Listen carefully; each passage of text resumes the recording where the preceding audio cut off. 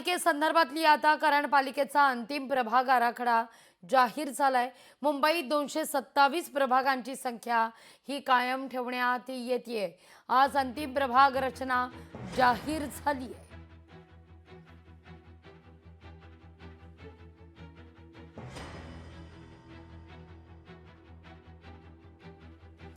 पालिकेचा अंतिम प्रभाग आराखडा हा जाहीर झालाय आणि या आराखड्यानुसार 227 प्रभाग रचना ही कायम ठेवण्यात आलेली आहे। मुंबईची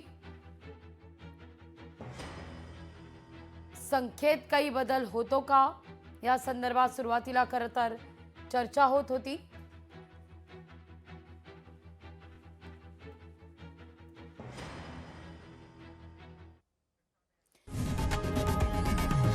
लोकशाही मराठी ऐका, पहा, जागरूक रहा।